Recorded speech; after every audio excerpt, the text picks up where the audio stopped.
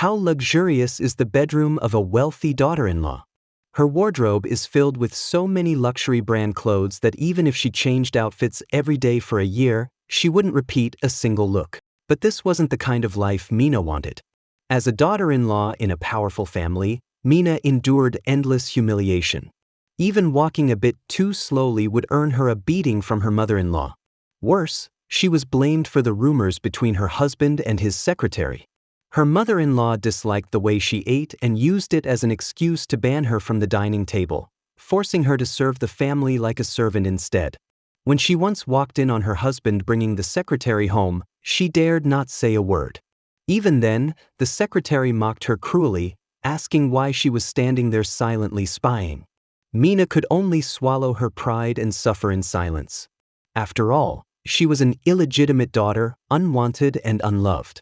Mina had been forced into marriage with the heir of the Hanju group as part of a corporate alliance. One day, the family was preparing for a memorial ceremony for their grandfather. The only one who showed her any kindness, her elder sister-in-law, worried that Mina might feel out of place at such an event and suggested she attend an auction instead. What Mina didn't expect was that this auction would completely change her fate. As Mina took her seat at the auction, a woman who looked exactly like her sat behind her. The woman's name was Yeonju, a tough-as-nails prosecutor with influence in both the legal world and the underworld. Yeonju had a fierce temper and never backed down from a fight. She was at the auction not to shop, but to catch a criminal.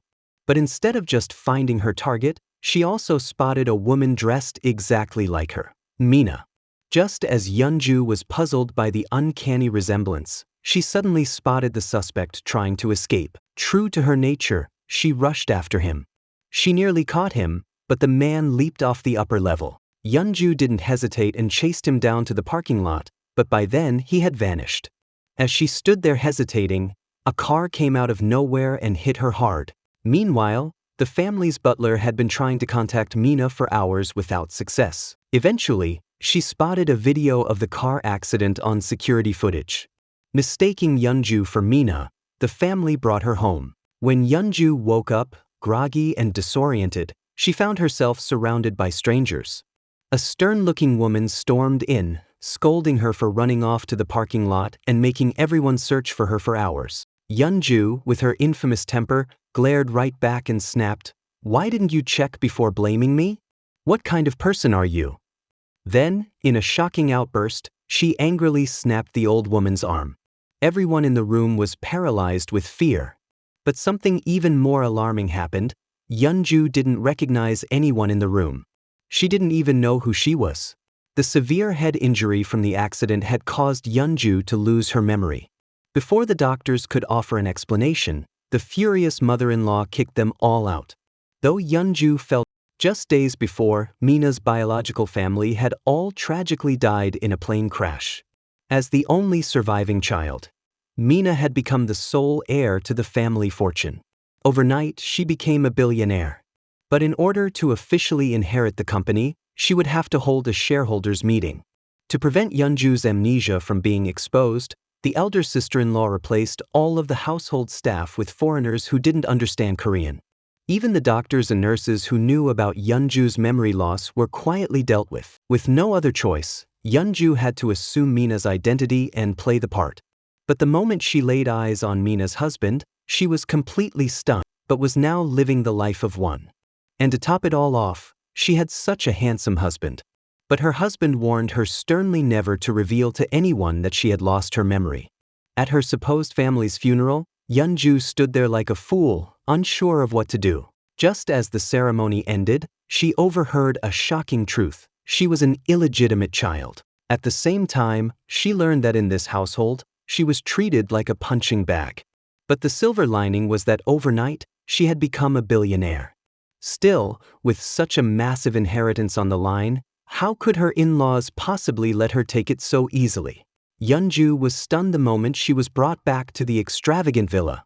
The bedroom alone was the size of a basketball court, and she couldn't help but reveal her awe and inexperience. When she opened the walk-in closet, it felt like she had stepped into paradise. Hearing the sound of her husband showering, Yeonju's heart began racing with excitement.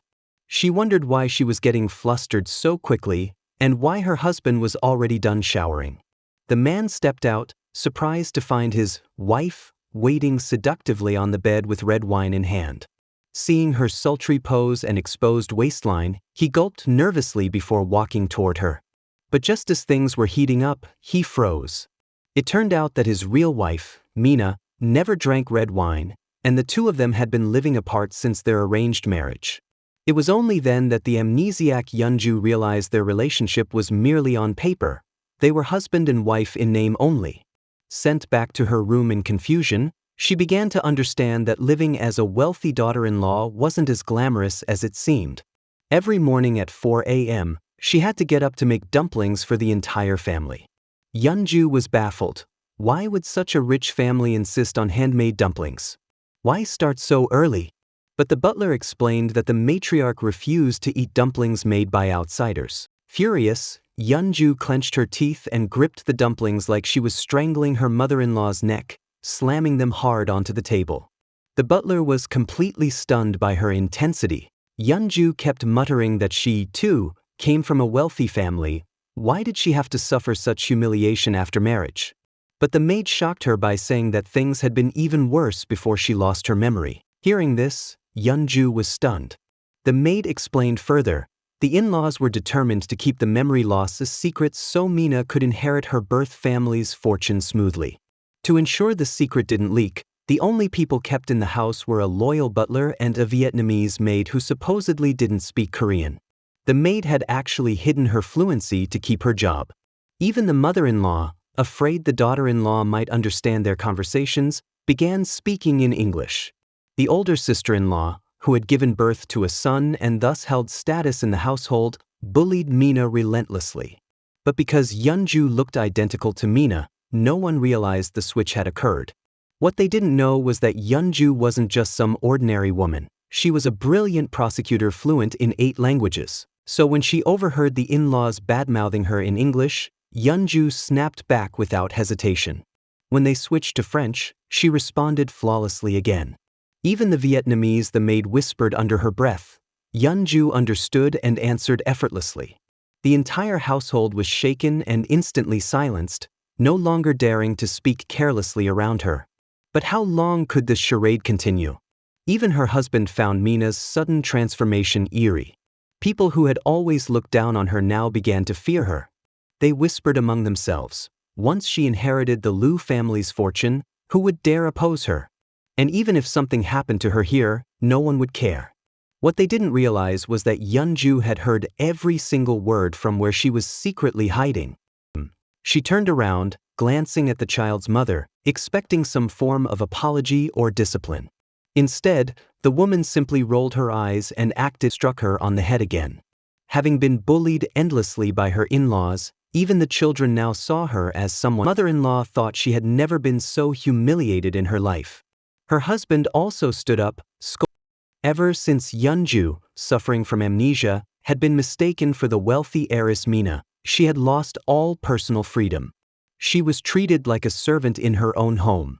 But now, her explosive personality finally erupted, and everyone in the room was stunned. Even more surprising, a man standing quietly in the back had instantly realized, this woman wasn't the real Mina. That man was Han Young-wook, Mina's former first love. He had just returned from the US to attend the funeral of Mina's family. Mina had once told him in secret about a deep scar on her arm, a scar that made her avoid wearing short sleeves for years. But the woman before him didn't have it. That was all the proof he needed. This woman wasn't Mina. Yeonju had seen Young-wook at the funeral, though she didn't yet know who he really was. Young-wook originally believed she was only pretending to have amnesia. But after consulting with his uncle, a doctor, they concluded that Yeonju's symptoms weren't faked. She genuinely had lost her memory. In fact, she might even be a victim. After further investigation, they discovered that the Hanju group might be using Yeonju as a pawn to seize control of the Liu family's assets. To protect her, Young-wook chose to act as though he knew nothing about her true identity. On the way back from the service, Young-wook told her that many of the people attending had actually been shareholders of the Liu family company. Given her behavior, some of them might now accuse her of being mentally unstable. Yeonju didn't know whether to believe him, but as a seasoned prosecutor, she instinctively put her guard up. Once she returned home, she had no choice but to apologize to the family, even though the whole situation gnawed at her pride. Surrounded by their criticism and judgment, she kept her head down, but once she was finally alone in her room, Yeonju collapsed from exhaustion. She reached down to take off her high heels, and froze. Something was off. The shoes didn't fit her feet properly. Curious and increasingly uneasy, she took out all the high heels in the closet and tried them one by one. To her surprise, not a single pair fit. That's when the thought first truly hit her. What if she wasn't Mina at all? Who was she really? Her suspicions deepened when she found herself inside Mina's car. Just as she was about to explore further, her supposed husband returned. Ever since the car accident, Sun-yu had been acting off, even fearful. Perhaps he was worried that Mina, now seemingly unpredictable, might uncover his secrets. He stepped out of the car, visibly uneasy, and behind him followed his secretary, arrogant and smug. The secretary eyed Yeonju with hostility and demanded to know why she was lingering there. But Yeonju had no idea who this woman was. Before the secretary could fully introduce herself, Sun-yu quickly interrupted, clearly trying to shut her up. Watching the awkward exchange between them, Yeonju could immediately sense something was off. From their tense expressions and clipped words, it became clear that Yeonju had once known about their affair. Apparently, the real Mina used to secretly spy on the two in this very parking lot, yet she'd said nothing. It seemed Mina had once tolerated this humiliation in silence. But that version of Mina was gone. The current Yeonju wasn't about to endure being mocked. A few sharp retorts from her left the secretary speechless and humiliated. Infuriated, the secretary demanded that Sun-yu stand up for her. But Sun-yu, unsettled by his wife's now inscrutable behavior, urged the secretary to leave. Later, he returned to Yeonju with a crooked smile, trying to twist the story, claiming it was the secretary who had been chasing him. But Yeonju had no interest in his excuses. "Go back to your room," she snapped coldly. "I have to get up at 4 a.m. to cook for your father." Sun-yu had no choice but to slink away. The next morning, Yeonju had already prepared a luxurious breakfast spread for her father-in-law. But instead of praise, she was met with a cold question. Did she know about the emergency shareholder meeting happening today? Of course she didn't. She'd been up since before dawn cooking and hadn't heard a word about it. Her father-in-law clearly didn't want her involved, especially not in the division of her birth family's fortune. He ordered her to stay home. Because once the shareholder meeting ended, Yeonju would no longer hold any value to them. With no more assets to offer, her mask would be discarded. And that's when the family's true nature began to show. Her mother-in-law ordered her to make fresh juice. Her sister-in-law asked her to go pick up a custom-ordered pair of shoes. One errand after another, like she was their maid. Yeonju had had enough. She knew exactly how lowly they saw her, and she vowed to change that. If she wanted to stop being everyone's puppet, she had to attend that shareholder meeting and reclaim her family's company. Once she held power again, no one would dare treat her this way. Determined, she changed into proper clothes and headed out. But before attending the meeting, she stopped by to help retrieve the shoes her sister-in-law had asked for. That's when a man suddenly called out to her, "Prosecutor." Yeonju froze. She didn't recognize him at all, but the title shook her. The man, confused by her blank stare, assumed he had the wrong person and quickly walked away. But the word, prosecutor, echoed in her ears. Could it be true? She didn't have time to reflect. The most urgent task now was to get to the shareholder meeting. But if what she suspected was true, if she really was Yeonju, a powerful prosecutor, and the heir to a billion-won fortune, then her entire life was about to be turned upside down. And yet, something didn't add up. How could she inherit the Liu family's fortune without attending the shareholder meeting? It didn't make sense. To understand what was happening, she retraced her steps to the very scene where she'd lost her memory. Back at the accident site, she hoped to trigger something, anything, that would restore her memory. Based on the layout, she should have gotten into her car right after the crash. Just then, two familiar faces approached her, friends from her past. But Yeonju didn't recognize them at all. She was about to leave when she encountered someone far worse, an old enemy. Without warning, he lunged at her. But Yeonju reacted instinctively, one smooth motion and she had flipped him to the ground. That's when it hit her. There's no way I'm Mina. Mina would never fight like that. And yet, she still couldn't remember her real identity. In a flash, a fight broke out. But Yeonju was unstoppable. 3 punches, 2 kicks, and she had taken down the entire group. She even knocked out one guy's tooth with a single hit. She stood there, stunned. How did I do that so easily? Could I be part of some gang? If pretending to be Mina was already confusing enough, discovering she might be some kind of underworld fighter made things even worse. Maybe, just maybe, she and the real Mina were long-lost twin sisters. The thought made her head throb. Because of the scuffle, Yeonju missed the shareholder meeting entirely. But she knew one thing for sure. Until she could figure out who she really was, she had to keep pretending to be Mina. She had no other choice. And so, Yeonju returned to that cold, cruel house. Back at the house, Yeonju no longer clashed head-on with her mother-in-law. She held back her instincts, swallowing her anger and pretending not to hear the constant insults that were hurled her way. But there was something unsettling about her now. Even in silence, she radiated an aura that was threatening. Like a predator quietly watching its prey. That cold, deadpan expression, like she might strike at any moment, sent a chill down her mother-in-law's spine. But Yeonju had had enough. She excused herself just as her aunt called, perfect timing. Grabbing the opportunity to escape housework, she insisted on meeting her. From her aunt, Yeonju learned something shocking. Although she hadn't attended the shareholder meeting, her older cousin Young-suk, the largest shareholder of the Yu family conglomerate who was living in the US, had unexpectedly spoken out on her behalf. Startled and grateful, Yeonju rushed to thank him. That's when Young-suk revealed the truth. I know you're not the real Mina. But after hearing about how cruelly Mina had been treated by the Chaebol family, Young-suk made a choice. To use Yeonju as a stand-in to reclaim everything that was rightfully Mina's. To prepare her, Young-suk handed over detailed files about every executive in the Yu group, allowing Yeonju to fake Mina's identity convincingly in front of the board. But Yeonju, even with her memory loss, couldn't help asking herself, can I really become the chairwoman of a conglomerate? If she accepted the title of chairwoman while knowing she wasn't Mina, it would bring financial gain. And that would legally qualify as fraud. Under Korean law, she'd be facing up to 10 years in prison and fines of up to 20 million won. How did she know that? The knowledge slipped into her head as easily as breathing.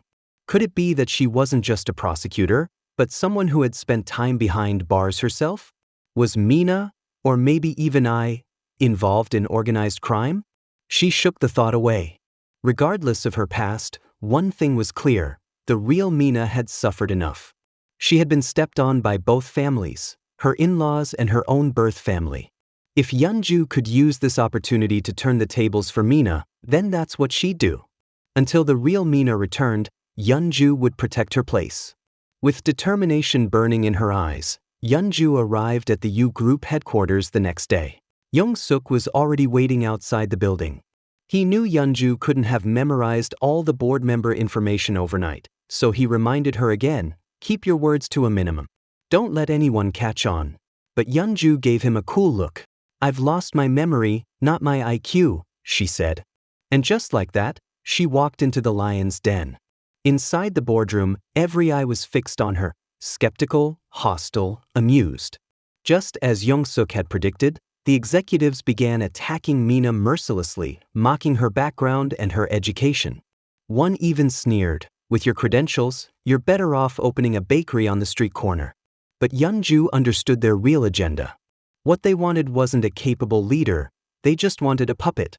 A powerless chairwoman with a famous name, so they could control the company behind the scenes. But Yeonju wasn't going to play that role. Having already studied the evidence prepared by Young-wook the night before, Yeonju, a seasoned prosecutor, had already grasped their weaknesses. She spoke with sharp precision, her words cutting so deep that the others wished they could crawl into a hole to escape. She was like a shadow, silent but terrifying. She had just been successfully elected as the chair of the disciplinary committee, leaving those who opposed her nearly coughing up blood in frustration. Even Mina's sister-in-law, the only one in the family who ever defended her, was grinding her teeth in fury. Meanwhile, another man watched the chaos unfold with utter shock. Yeonju had tried to arrest him right before her car accident. He had come to the auction site that day looking for the real Mina. In fact, it was with his help that Mina had managed to escape overseas. This was all my doing, he admitted to himself. But the position of committee chair was not so easily claimed. Before Yeonju could even officially start the role, someone reported that Mina was using drugs. Just as she was about to be taken away, Yeonju suddenly experienced a splitting headache. In that moment, fragments of memory surged back. Upon hearing the news, Young-wook rushed to her side and reassured her not to worry. If this was truly a trap set for Mina, then Yeonju had nothing to fear. When she was suddenly accused of drug use and taken in for questioning, oddly enough, the place felt familiar. She instinctively sat down in the prosecutor's seat. A reminder brought her back to her true role. Compared to a simple drug user, the greater punishment should fall on the supplier. Yeonju firmly believed the informant gave her name only to avoid a harsher sentence. Her words immediately turned the interrogation room tense. They had no idea she wasn't the real Mina, but the renowned prosecutor Cho Yeonju from South Korea. Most had heard of her name, but never seen her in person. They didn't know they had walked straight into a trap. Because Yeonju had none of the substances they expected to find in her system, they were ultimately forced to let her go. The sister-in-law was furious. It turned out it was the father-in-law and sister-in-law who had been secretly plotting against Mina all along. The car accident had also been part of their plan, and they had been poisoning Mina's food for a long time. So why was the test result negative? After Yeonju was released, she was picked up by Old Man, and Young-wook had been waiting outside the entire time. He wanted to know when Yeonju realized she wasn't actually Mina. Yeonju, in turn, wondered why Young-wook, knowing the truth, still helped her get through the shareholders' meeting with Old Mam's assistance. She suspected there was more to it. Young-wook finally opened up. He had begun to suspect that Mina's accident might not have been an accident at all, but part of a greater conspiracy. After safely sending Yeonju home, Young-wook promised to find Mina and protect Yeonju. But just as they were talking, Mina's husband walked in and saw them together. Seeing his wife laughing and chatting with another man, Sun-yu immediately exploded with jealousy. But before he could say much, Yeonju shut him down with a single sentence. Your wife just got dragged into the prosecutor's office, and you still have the mood to flirt with your secretary? With her razor-sharp tongue, Yeonju left Sun-yu completely speechless. Sun-yu had assumed that Young-wook was trying to get close to Mina because he wanted to win her back. But Young-wook found that accusation completely irrational. Despite everything, since Mina hadn't brought shame to the family, even the father-in-law pretended to be pleased. That day at the prosecutor's office, someone Yeonju encountered caught her attention. The way the woman greeted her felt oddly familiar, and Yeonju became certain that they must have known each other well in the past. But the woman referred to another prosecutor as Old Master, which triggered Yeonju's memory. Someone else had also called her by that same title days ago. Could Old Master actually be slang for prosecutor? Around the same time, Mina had just inherited a multi-billion-won fortune from her birth family. Her father-in-law invited her to a luxurious restaurant out of the blue, leaving her a bit caught off guard. It turned out that ever since the father-in-law learned her family had opened a luxury hotel, he had been planning this. Even before the hotel officially opened, the family suffered a sudden accident. He now wanted her to merge their family's hotel business with his own. On the surface, it looked like he wanted to help her gain experience, but in truth, he was plotting to swallow up the entire U Group's assets little by little. But Yeonju wasn't naive. She directly exposed his hidden intentions and told him plainly not to even think about taking over someone else's company that way. Surprisingly, the father-in-law didn't get angry. Instead, he seemed curious. After all these years living together, how had he never realized that his daughter-in-law was this formidable? After leaving, Yeonju immediately began searching for evidence. Although pretending to be Mina had helped her solve many problems, the most important task now was finding the real Mina. But despite exhausting every lead, she still found nothing. That's when she began to suspect that maybe Mina had gone into hiding on purpose. Suddenly, the father-in-law appeared, catching both Yeonju and Youngwook off guard. But Yeonju's instincts as a prosecutor kicked in. With just a few sharp words, she left him stunned and speechless. Even Youngwook almost believed what she said. Still, the deeper she got into this deception, the more uneasy Yeonju began to feel. For the first time in her life, Yeonju felt giddy from being complimented by a handsome man. Soon after, they headed to the last place Mina was seen before her disappearance, the art museum, but just as they arrived, Mina's sister-in-law intercepted them. Mina's sister-in-law, Jong-hae, claimed that the museum director had already fled to the US out of fear of being investigated by prosecutors. Meanwhile, Youngwook uncovered the phone records of the driver who hit Mina. There was one call on the day of the accident that raised serious suspicion. When Youngwook dialed the number, he was shocked to discover that the person who answered was none other than Jong-hae's personal driver. This confirmed his growing suspicion. Mina's accident was connected to her in-laws. Yeonju could hardly believe how terrifying this wealthy family truly was. Youngwook warned her to be extremely cautious and, above all, not to let anyone discover that she wasn't the real Mina. But Jong-hae had already begun to suspect Yeonju's true identity. The current Mina was far too different. To test her, Jong-hae called the housekeeper and ordered her to prepare a bowl of soybean noodles, a subtle trap.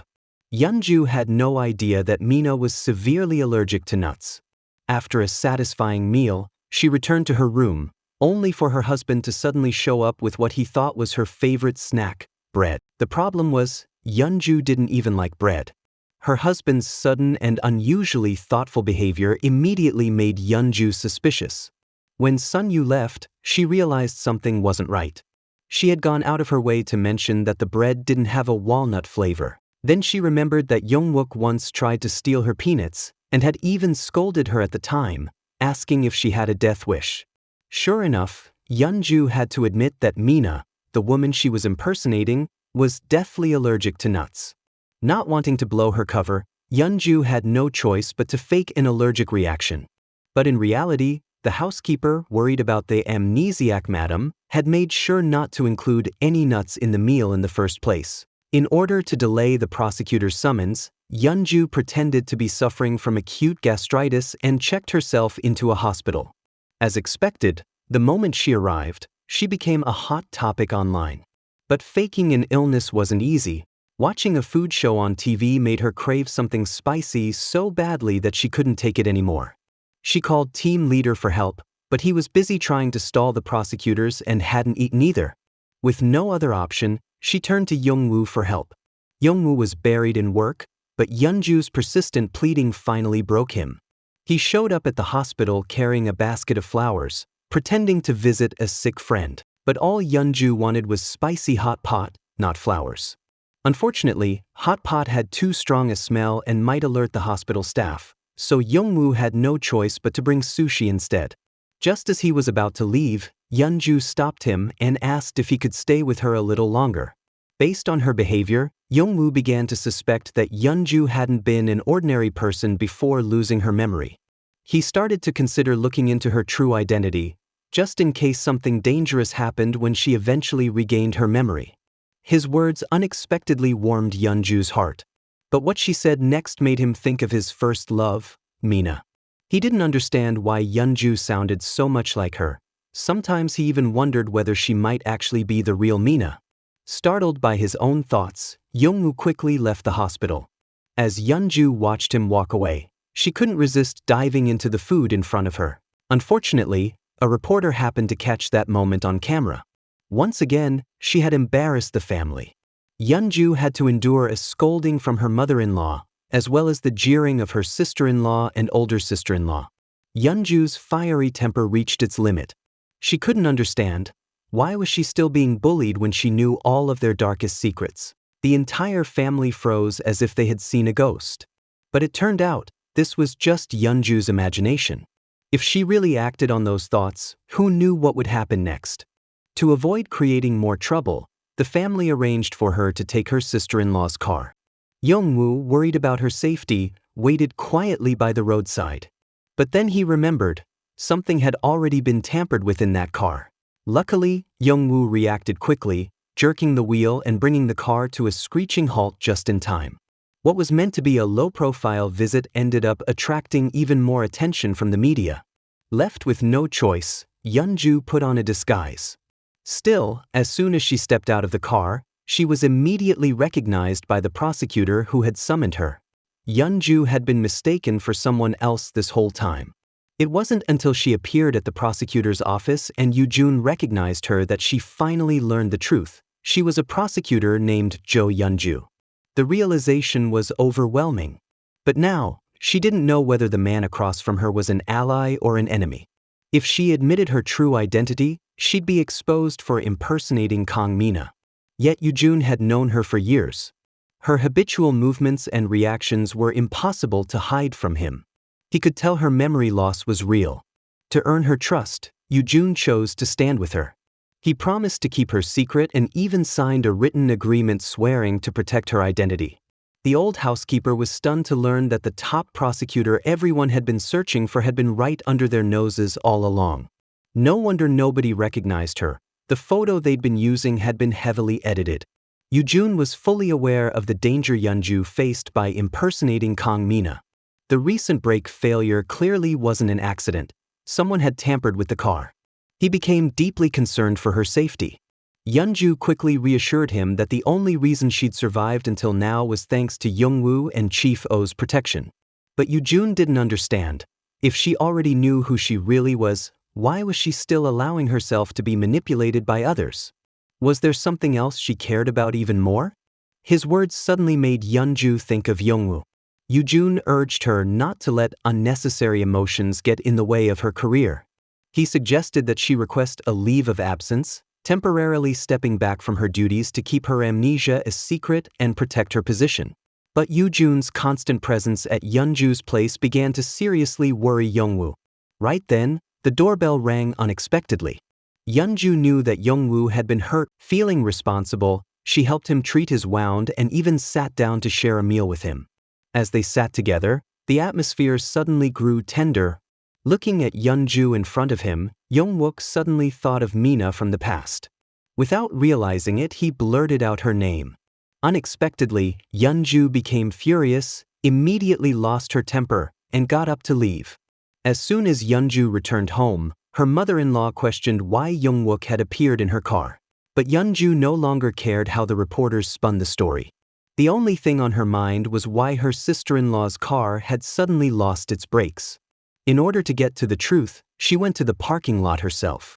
This led Yeon-ju to start suspecting that someone was trying to frame her. Could it have been her father-in-law, who had the car scrapped right after the accident? Her mother-in-law, who had always disliked her? Or even her sister-in-law, who constantly tested her identity? At this point, everyone in the family was a suspect, yet there was still one more person Yeon-ju couldn't rule out. The butler told Yeon-ju that someone had tampered with the vehicle and that the security cameras in the area had long been removed to protect the family's privacy. The butler has already discovered the truth, yet instead of reporting it to the family, she warned Yeon-ju to watch her back. Knowing she was investigating the brake failure, the butler revealed to her the only spot in the parking lot where a hidden surveillance camera still existed. Still, Yeon-ju couldn't help but wonder why the butler was going out of her way to help her. She even questioned her real intentions. But as someone who had seen the darker sides of power and wealth, the butler no longer cared about such things. She simply didn't want another tragedy to unfold within the household. That's why she warned her. Sure enough, Yeon-ju found a suspicious figure in the surveillance footage. It was the same criminal she had captured before losing her memory. The same man who had arranged for the real financial crimes officer to be sent overseas, Lee Dong. Since the sister-in-law couldn't find solid proof that Yeon-ju was an imposter, she had been secretly investigating. On the day Mina disappeared, she had seen Lee Dong in the surveillance footage too.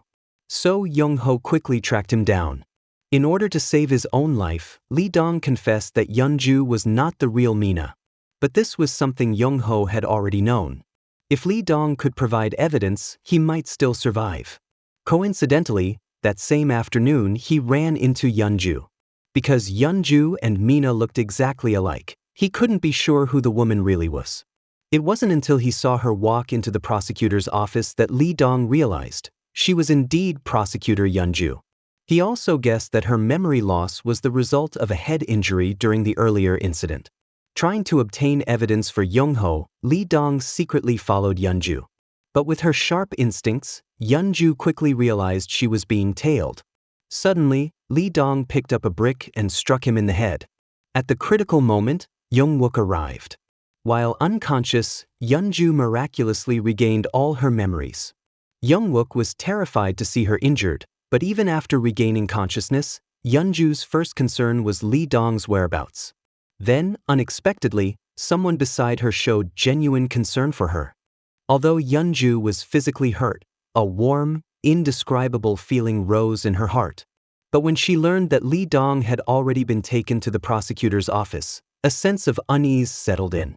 If Lee Dong had been caught, then the person behind him might have the chance to escape. Yeonju's true goal in secretly arresting Lee Dong was to investigate the corrupt official backing him. Meanwhile, a young girl once begged a doctor, crying, to save her grandmother. They tried 3 different hospitals, but not one was willing to admit her. In the end, the grandmother passed away.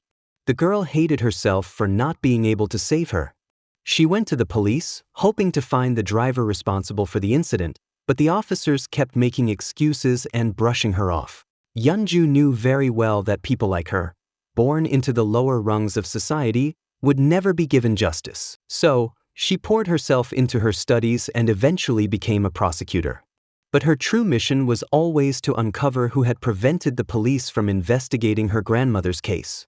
One day, a man approached the now well-known prosecutor Yeonju and asked her to quietly handle a hit-and-run case for him. That incident made her suspect that her grandmother's death had been covered up in a similar way. Seizing her chance, Yeonju waited until the man let his guard down, then accessed his tablet. That was when she discovered that this senior prosecutor had been involved in covering up multiple similar cases. Now, that same man was Yeonju's direct superior. But the person who carried out his dirty work, Lee Dong, was already in Yeonju's custody. The senior prosecutor, terrified that Lee Dong might betray him, warned him to keep his mouth shut. At that moment, Yeonju arrived just in time. The senior prosecutor suggested handing Lee Dong over to the police for formal processing, but Yeonju couldn't let this opportunity slip away. She insisted on interrogating Lee Dong herself.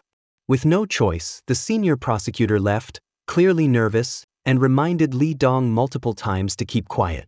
Once her superior left the room, Yeonju confidently removed her jacket and used it to cover the surveillance camera. But Lee Dong sat there, unfazed, with a smirk that said he had nothing to fear, because he believed he had dirt on Yeonju. However, Yeonju calmly revealed that she was fully aware of her dual identity, as both Yeonju and Mina. This revelation shocked Lee Dong. Yeonju told him she wanted to work with him and needed the list in his possession, proof of the senior prosecutor's involvement in selling counterfeit goods. Right now, the only way for Lee Dong to save his own life was to go to prison. That would buy Yeonju enough time to protect him. Lee Dong had already been threatened by the senior prosecutor, so he had no choice but to trust Yeonju. Still, one major question haunted her: where was the real Mina? As it turned out, Lee Dong had only been responsible for putting Mina onto the smuggling boat. He had no idea where she had ended up. But Yeonju couldn't understand why. If he knew she wasn't the real Mina, he had still tried to eliminate her. Lee Dong finally confessed. The mastermind behind everything was Mina's sister-in-law. After Lee Dong was arrested, the chairman of the family used the fact that his daughter had been selling counterfeit goods to pressure him into merging his hotel with Young-ho's business, thereby expanding their power. The list in Lee Dong's hands had Mina's sister-in-law's name at the very top. The chairman had already agreed with the senior prosecutor: first get rid of Lee Dong, then erase his daughter's name from the records. After settling Lee Dong into custody, Yeonju visited her father in prison as a prosecutor. For years, she had harbored hatred toward him. If he hadn't committed arson, her biological father wouldn't have burned to death, and her grandmother wouldn't have been targeted on her way to the scene. Yeonju could never forgive him. After leaving the prison, Yeonju met with Young-wook and took him to her grandmother's resting place. So she brought him to her grandmother's resting place, prepared to confess. She was the daughter of the man who had committed arson 14 years ago. Tormented by guilt, Yeonju couldn't keep the truth hidden any longer. She told the man she loved that it was her own father who had killed his father. The moment those words left her mouth, Young-wook froze in shock. Yeonju had expected this reaction. Everyone did the same when they learned she was the daughter of a gangster and a murderer. First, they'd pretend not to care, then slowly distance themselves. Still, Yeonju, proud and self-reliant, chose to walk away alone.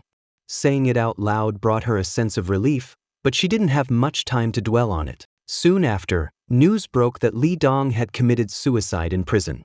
Even more shocking, investigators found a list of names tied to the counterfeit drug scandal in his pocket, dated 3 years ago, and among the names was Mina. Young-wook panicked. He couldn't find Yeonju anywhere. Lee Dong had been arrested by Yeonju, and with her dual identity as both a prosecutor and Mina, this incident could easily drag her into the scandal. But instead of launching an internal investigation, his superiors tried to bury it, warning her not to stir up trouble. This only deepened Yeonju's suspicion that Lee Dong hadn't committed suicide. He had likely been silenced.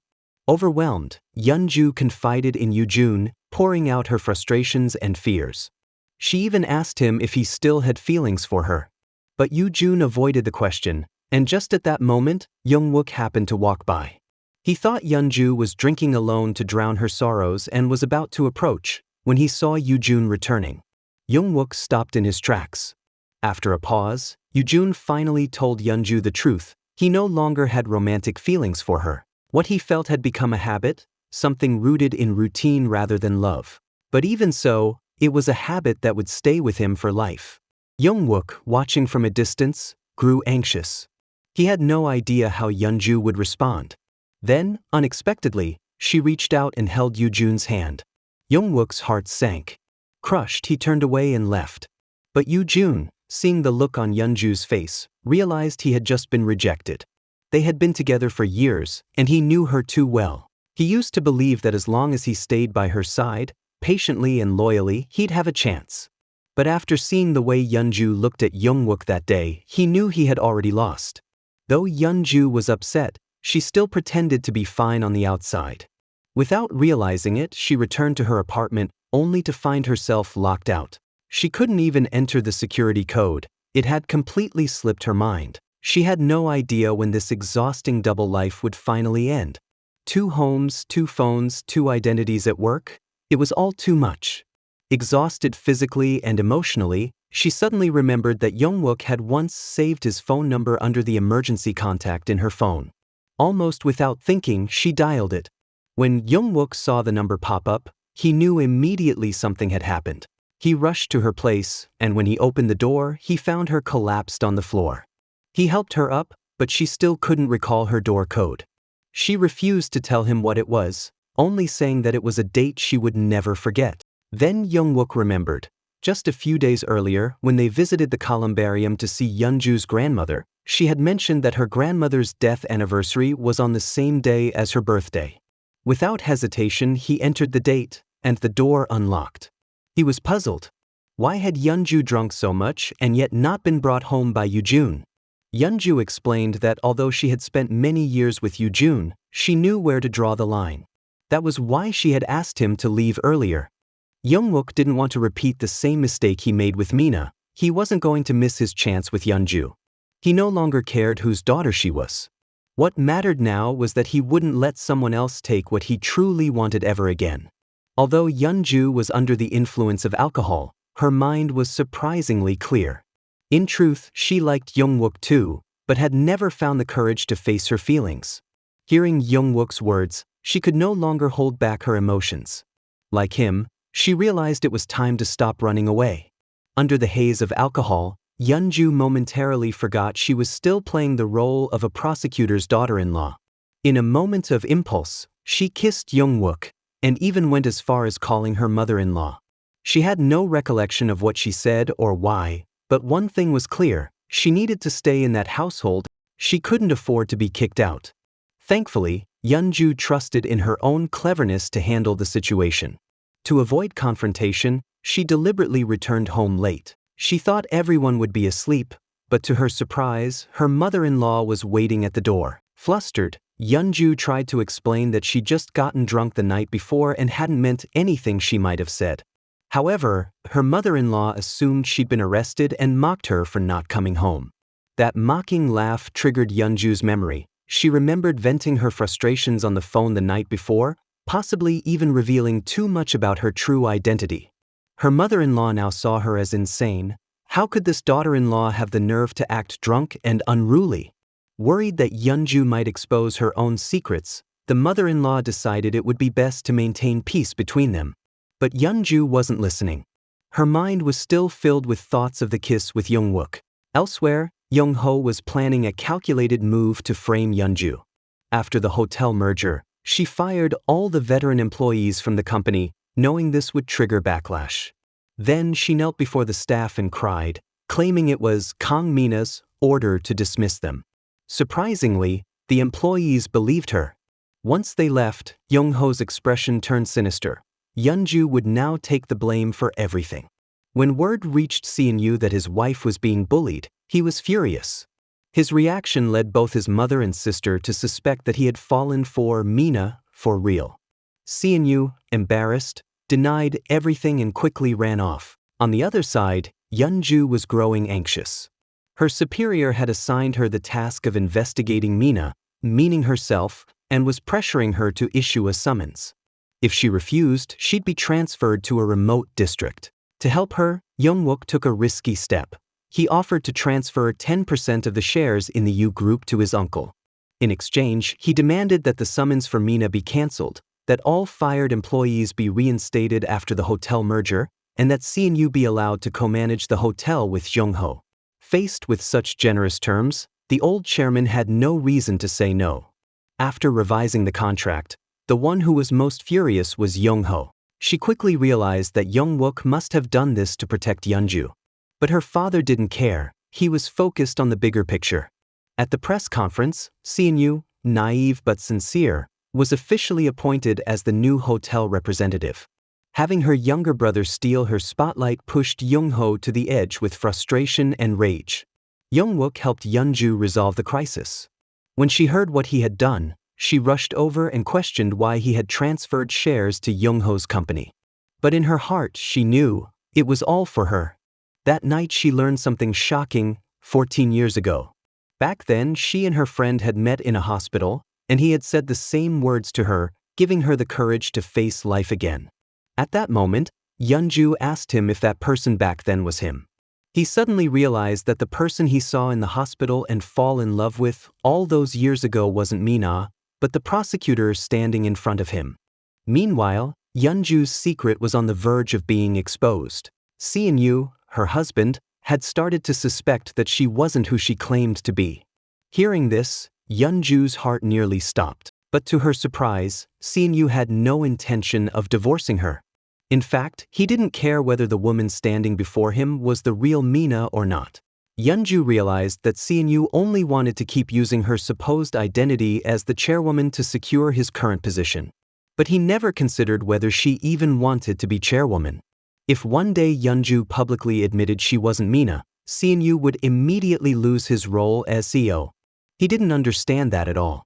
Yeonju, however, was very clear. Seon-yu had every reason to stay silent to protect his position. He thought he had leverage over her, but Yeonju's sharp words quickly left him speechless. What neither of them knew was that Young-ho had already installed a listening device nearby. She had long been looking for proof that the woman pretending to be Mina was a fraud. That night, she even sneaked into Yeonju's room, intending to collect a hair sample for DNA testing to confirm her suspicions once and for all. Just as she was about to succeed, Yeonju came home unexpectedly. Young-ho quickly covered her actions by claiming she had come to check whether the maid had cleaned properly. But Yeonju wasn't fooled for a second. At that moment, Seon-yu also returned. He warned his sister not to barge into Mina's room again and advised his wife to avoid unnecessary conversations with her. Clearly, the siblings of this powerful family did not get along. Young-ho, full of resentment, mocked Yeonju for her ability to manipulate both Jung-wook and Seon-yu. She sarcastically praised Yeonju's talent. After all, she had gotten Youngwook to give up 10% of his shares and made her husband obey her every word. "Why don't you teach me your secret to marrying 2 men at once?" she sneered. When Yeonju didn't respond, Young-ho simply patted her on the shoulder and quietly took a hair sample in the process. The next day, she met with her brother and coldly informed him that someone would be coming that night to arrest Yeonju on drug charges. Seon-yu was stunned. It turned out she had been tampering with Yeonju's sleeping pills, adding a special compound. The lab test from the hair sample would easily detect traces of drugs. Although elite families like theirs could sometimes handle scandals, once Seon-yu's wife was arrested, no one would step in to protect her. She planned to expose all of Yeonju's private videos to the media, ruining her image and forcing her out of her new position. Then she pulled out the bottle of sedative spray their older brother had used before his death. It was at that moment Seon-yu realized his sister had murdered their brother to seize control of the family business. He had long pretended to be clueless, not because he was truly naive, but because he didn't want to follow in his brother's tragic footsteps. But she knew him too well. She now used that knowledge to blackmail him, threatening to reveal Yeonju's DNA results to the world. Seon-yu had no choice. He was trapped. Everything in this family was a performance. On the surface, they looked harmonious. Behind the scenes, it was all deception, power struggles, and cold-blooded betrayal. Mina's sister-in-law had killed her brother years ago for the sake of inheritance. Now, her next move was to hold a press conference to expose the real identity of the woman pretending to be Mina. What Yeonju didn't know was that Mina's sister-in-law had already submitted the DNA samples for a parentage test. The thought of it left her shaken, terrified of what might come next. Yeonju's aunt decided to silence her in front of the media. The atmosphere inside the room grew extremely tense. Everyone thought this would finally expose Yeonju for impersonating Mina. But when her aunt saw the DNA results, she was completely dumbfounded. No one expected the test result to show a 99.9% match. Even Yeonju began to wonder if she might actually be Mina's long-lost sister. However, since the DNA sample was collected without Yeonju's consent, it was a clear violation of personal information protection laws. This left the chairman humiliated in front of the media.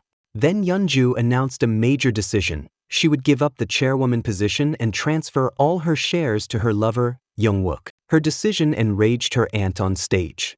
The chairman was furious at her daughter's actions and hurriedly called out to Yeonju before she could leave, asking why she didn't consult with the family about such a huge decision.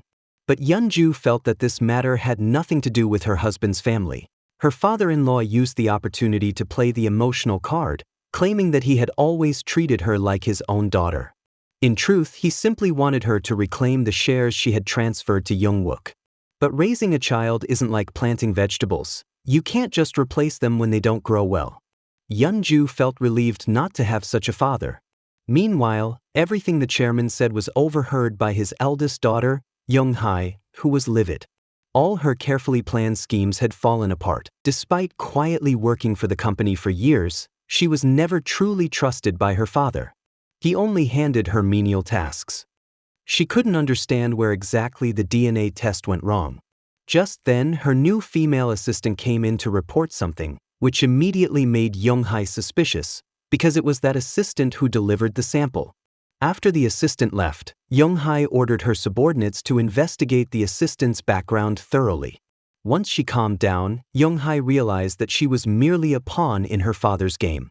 She knew that after everything that had happened, her father would never rely on her again. A bold thought emerged in her mind. In order to claim her father's wealth, she would have to seize power. Her first move was to find the prosecutor general whom her father had been bribing for years.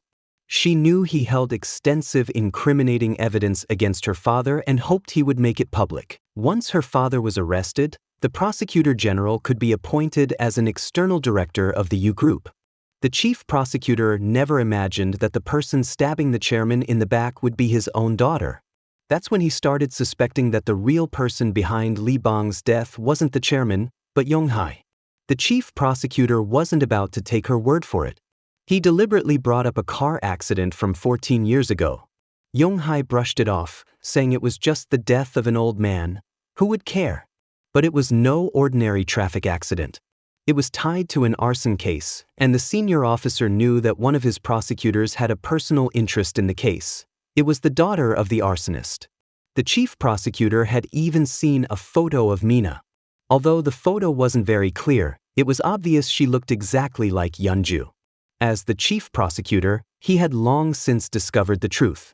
What no one realized was that Yeonju had overheard everything from behind the room. She had sneaked in to find evidence of the prosecutor general's corruption.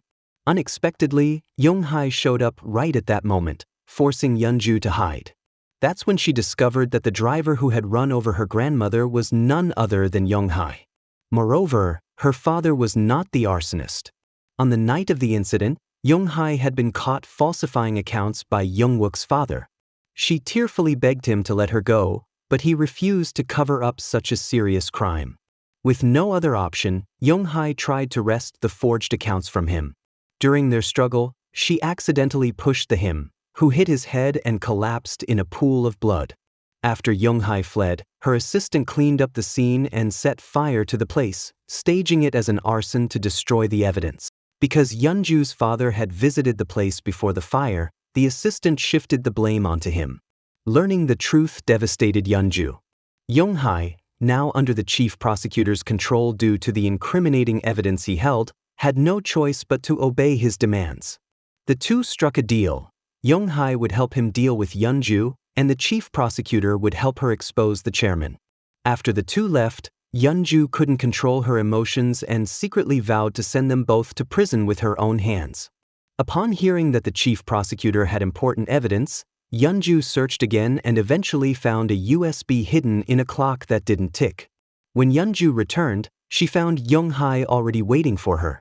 Although Yonghai didn't know how Yeonju had discovered the truth, she believed that someone like Yeonju, a powerless, insignificant prosecutor, could never go up against someone like her. The next day, the chairman was arrested and taken in for questioning.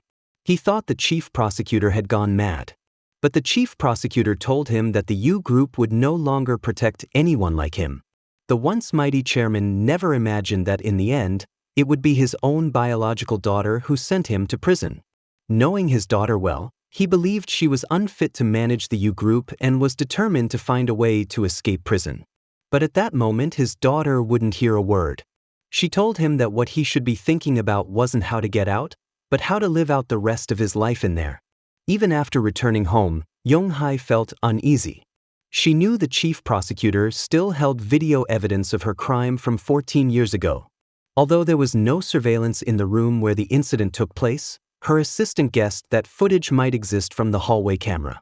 After following Yonghai for so many years, the assistant had long understood her intentions. But she never expected that Yeonju had already obtained the footage. When both of them watched the surveillance video, they were completely stunned. The man being dragged away in the footage was Youngwook's father. And he hadn't died in the fire as everyone believed, he had been killed by Yonghai. The fire was staged afterward to cover up the truth. However, the video wasn't solid proof that Yonghai was the murderer.